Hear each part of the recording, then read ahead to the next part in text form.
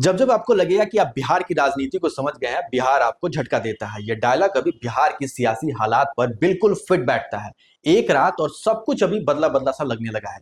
नीतीश कुमार राज्यसभा के सदस्य बन चुके हैं, लेकिन सवाल अब भी वही है, क्या वह मुख्यमंत्री पद छोड़ेंगे या खेल अब भी बाकी है।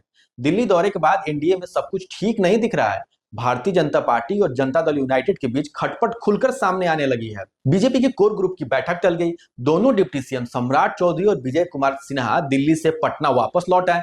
और सबसे बड़ा संकेत, सियासी सन्नाटा और अंदरूनी बेचैनी।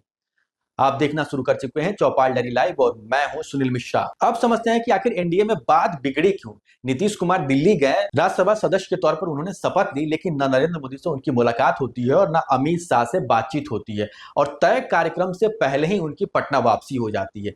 यहीं से शुरू हुआ सियासी शक। 7 बड़े सवाल जो हर किसी के दिमाग में अभी घूम रहा है। पहला, पीएम और गृह मंत्री से उनकी मुलाकात क्यों नहीं होती है। दूसरा, शपथ वाले दिन ही पटना उनकी वापसी क्यों हो जाती है। तीसरा, बीजेपी की बैठक क्यों टल गई। चौथा, डिप्टी सीएम अलग अलग समय पर क्यों लौटे। पांचवा, विजय कुमार चौधरी के सुर अचानक क्यों बदल गए। छठा, हरिवंश नारायण सिंह की शपथ में जेडीयू की गैर मौजूदगी क्यों। और अंतिम, बिहार के कई नेता अभी तक शपथ क्यों नहीं ली है। ये सवाल सिर्फ सवाल नहीं है, ये एनडीए के भीतर चल रहे टकराव के संकेत हैं। अब बात उस मुद्दे की जिसने आग में घी डाला, हरिवंश का राज्यसभा जाना और जेडीयू के अंदर नाराजगी साफ है। अब भाई आरोप क्या है।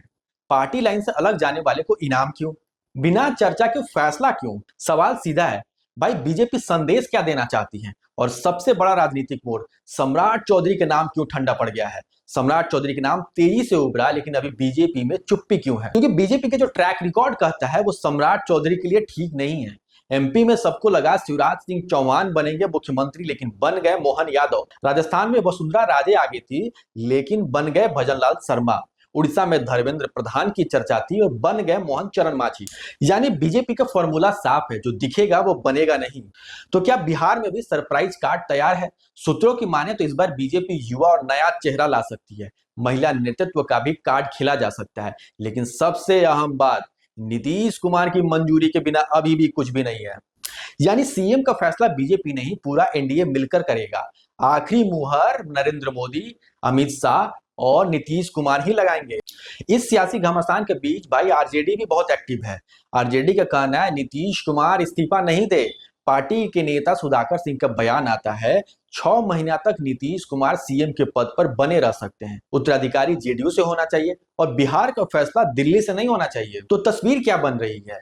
एनडीए में अविश्वास, जेडीयू में असंतोष और बीजेपी में रणनीतिक चुप्पी और आरजेडी का खुला ऑफर। बिहार की सियासत इस वक्त हर चाल सोची समझी है, हर चुप्पी मायने रखती है। कुर्सी वही है, लेकिन इस बार लड़ाई सिर्फ चेहरे की नहीं है, नैरेटिव की है, कंट्रोल की है और उससे बढ़कर भविष्य की है। आपको क्या लगता है, अभी बिहार की राजनीति किस ओर करवट लेगी। हमें कमेंट कर बताएं। वीडियो पसंद आए तो लाइक, शेयर और सब्सक्राइब करें।